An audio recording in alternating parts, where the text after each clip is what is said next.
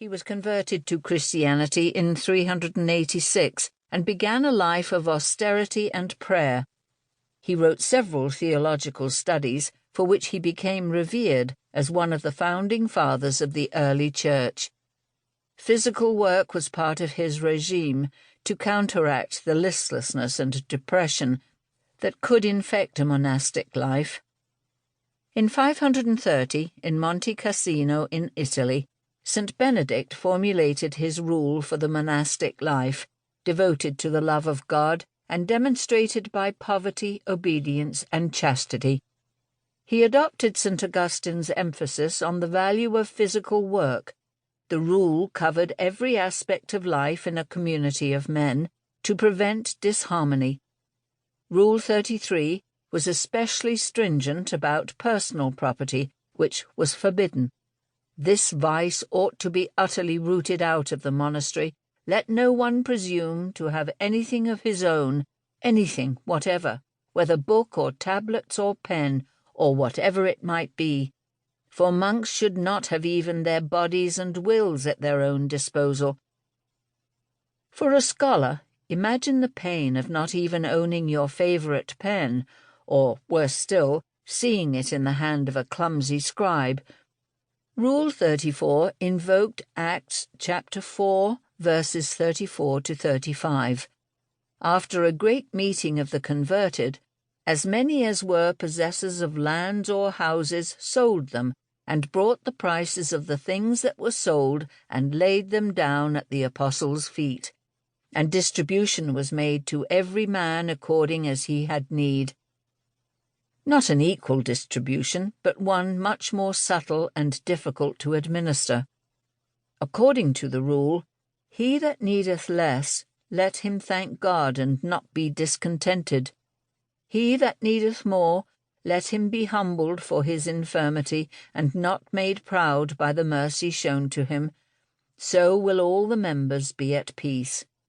Above all, let not the vice of murmuring, complaining, show itself in any word or sign. The food and drink of the monks was carefully regulated, as were their clothes and even their footwear and underwear. Monks were told how to conduct themselves if they were sent on a journey, always travelling in pairs so that one might help and encourage the other. Admission to the order was made difficult so as to discourage the faint-hearted. Any chronic illness or disability would disqualify the hopeful candidate. During the first 8 months of novitiate, a postulant could still leave. Before he was accepted, he had to give all his property to the poor or make a formal donation of it to the monastery. His vow was then irrevocable. The unchanging routine of the offices punctuated the day and night. Vespers began at 6 p.m., then Compline, after which the monks retired to sleep, only to rise at midnight for matins, then lauds, prime, terce, sext at noon, and nones soon after 3 p.m. These tidy 3-hourly intervals varied, depending on latitude and season, but that was the general idea.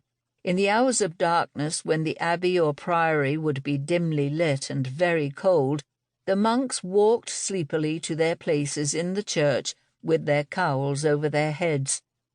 Sometimes there were floor tiles marked to show the way, easily followed by downcast eyes. Sometimes the chill of the stone floors was alleviated by a layer of rushes. The first monastic movement to reach England had come from the Benedictine monastery of Cluny in France. In 1089, 4 monks arrived to found a monastery in Bermondsey in London, intending to live according to St. Benedict's rule in all its original simplicity. Next arrived the Cistercians in 1122. They built their monasteries where pure water and pasture for sheep-rearing were available, since wool and its derivatives provided their wealth.